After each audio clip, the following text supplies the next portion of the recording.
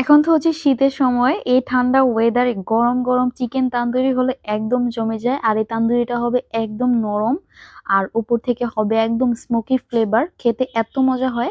তো তেমন কিছু না। চলেন দেখে নিই কিভাবে তৈরি করতে হয়। আমি এখানে রেগুলার সাইজের চিকেন কেটে নিয়েছি আর উপর থেকে একটু চিড়ে দিয়েছি যাতে মসলাটা খুব ভালোভাবে ঢোকে।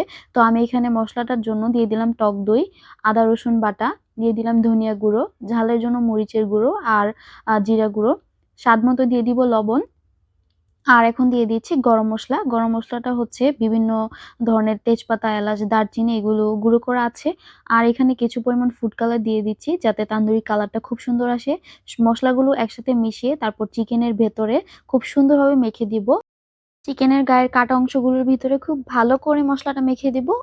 এই তো আমার মাখা হয়ে গিয়েছে। এখন এটাকে ১ ঘন্টার জন্য রেস্টে রেখে দিলাম। তো ১ ঘন্টা পর আমি একটা প্যান নিয়ে নিয়েছি। এখানে কিছু পরিমাণ বাটার ব্রাশ করে তারপরে এখানে দিয়ে দিলাম চিকেনটা। ১ম এ একটু হাই হিটে রাখবো। এতে করে নিচে যে কালারটা হবে সেটা খুব সুন্দর একটা কালার হবে। তো তারপর লো হিটে রেখে আস্তে, আস্তে উল্টে পাল্টে চিকেনটাকে ভেজে নেব। তো এক সাইড হয়ে আসলে আমি আরেক সাইড উল্টিয়ে দিলাম। আর একটা ব্রাশের সাহায্যে যে বাটারটা ছিল ওই বাটারগুলো চিকেনের গায়ে গায়ে দিয়ে দিচ্ছি। এতে করে সুন্দর একটা কালার তৈরি হবে। আস্তে, আস্তে একদম লো হিটে সুন্দর করে চিকেনটাকে ভেজে নিতে হবে। অনেক জোরে জাল দিলে তারপরে চিকেনটা পুড়ে যাবে আর কালারটা সুন্দর আসবে না। থেকে চিকেনটা একদম তৈরি হয়ে গিয়েছে। এখন লাস্টে আমি একটা স্টেপ করে নিয়েছি। এটা হচ্ছে একটা ফয়েল পেপারের মধ্যে আমি কয়লা গরম করে নিয়েছি। আর এখানে দিয়ে দিব ঘি।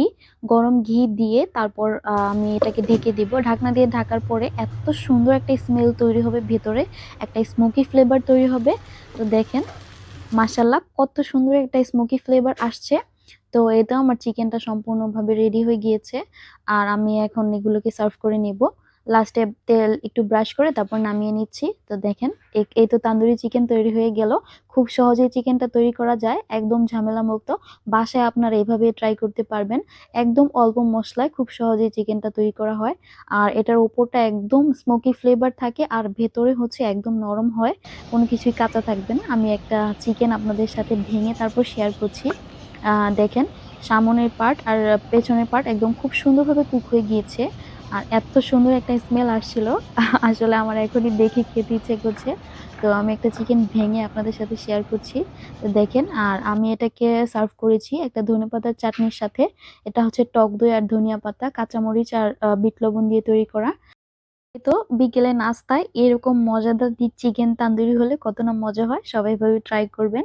আর এতক্ষণ আমার ভিডিও দেখার জন্য ধন্যবাদ সবাইকে। আমার চ্যানেলটি লাইক এবং সাবস্ক্রাইব করে আমার পাশে থাকবেন। Thanks for watching.